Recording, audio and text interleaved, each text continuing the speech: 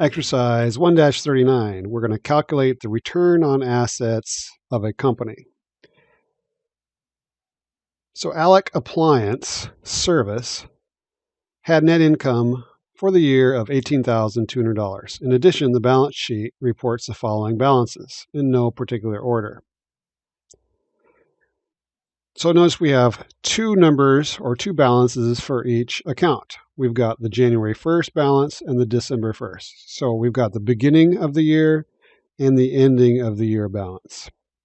So our task is to calculate the return on assets, ROA, for the service company for the year. So our first task is to figure out what is the formula for return on assets. So what this formula is trying to do is it's trying to determine how well we are using our assets. So we're going to use average total assets on the bottom, the denominator, and on top we're going to use net income. So what we're trying to measure is how well is the company using its assets to generate net income, or also known as profit. So net income, we get that from the income statement, and they've given us that information here. It's $18,200. Now we have to calculate average total assets. But how do we do that? Remember, to calculate average total assets, you're going to take the beginning total assets, you're going to add ending total assets, and then you're going to divide that by 2. That gives us our average total assets. So our next task is to look at the data table, which is the accounts from our balance sheet. We need to determine which ones are assets. So notes payable is a liability. Cash, that's definitely an asset. And remember, assets are things the company owns or partially owns. You can also think of it as assets are things the company has. They have value and they have a future value. In other words, they've not been used up. Office furniture is definitely an asset. The building is an asset. Accounts payable is a liability. Owner's equity, that's obviously equity.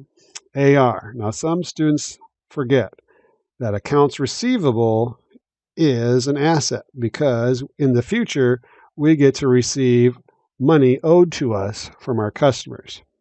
So that's definitely an asset, as is equipment and office supplies. So what we're going to do is we're going to add those amounts up for January 1. That will be our beginning assets. And then we're going to add up those numbers for the end, for December 31st. Those are our ending assets. So these are the numbers I come up with. So beginning assets, we got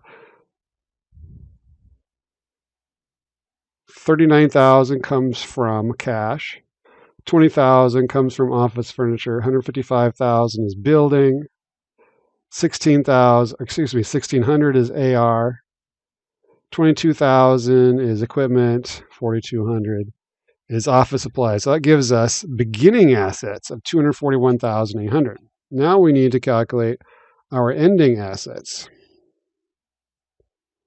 So our ending assets are $20,200 cash, $38,000 for the office furniture, building $155,000, $18,400 for AR, accounts receivable, $46,000 of equipment, and $600 of office supplies. Add those up, we get $278,200. So getting back to our formula for average total assets, we have beginning total assets, $241,800, plus the ending assets, $278,200. Divide that by 2, that gives us $260,000 of average total assets.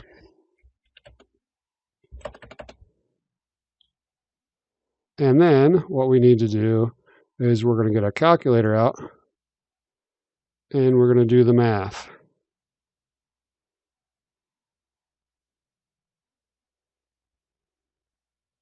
So we've got $18,200 of net income divided by $260,000 of average total assets. That gives us 0.07. Now notice, according to this, they want a percentage. So to multiply this by, to convert this decimal to a percentage, there's two ways. You can just move the decimal places, 2 places to the right, 1, 2. So that gives us 7%. Or if you just like to use a calculator, multiply by 100. So now we've got 7%.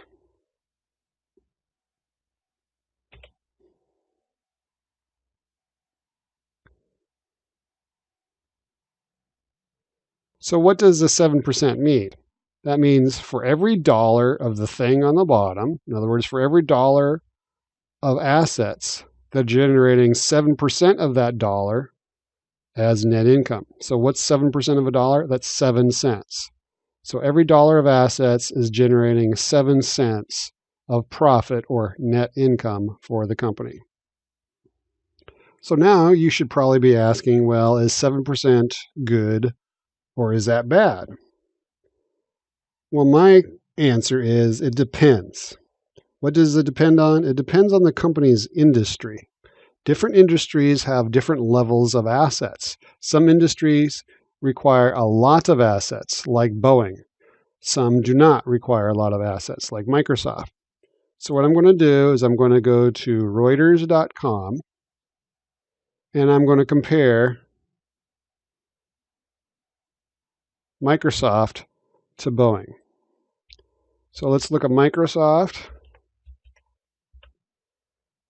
To do that, I click on Microsoft here. Then I go to financials. Now I can scroll down and look for return on assets, or I can just use Control F on my browser, type in return on, and here it is. So what this is telling us is that Microsoft, they have a return on assets of 10%. Well, is that good or bad? Well, it depends on what the industry average is.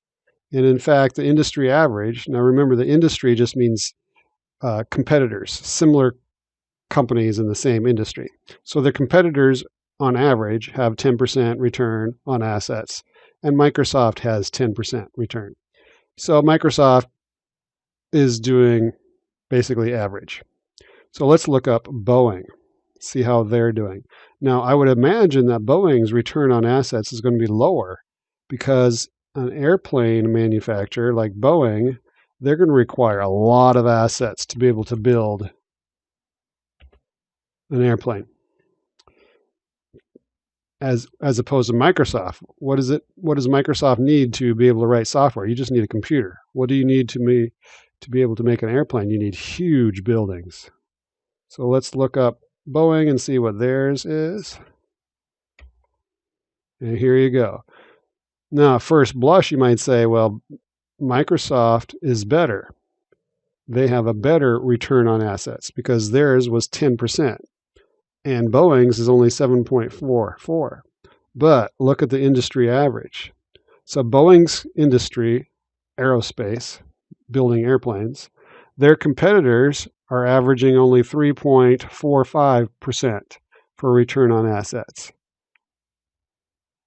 Boeing is double that. So Boeing is doing a lot better than their competitors. They're using their assets to generate a lot more profit than their competitors are. So that's one way to measure a company's, or I should say, that's one way to use a company's financial statements to evaluate how good the company is performing.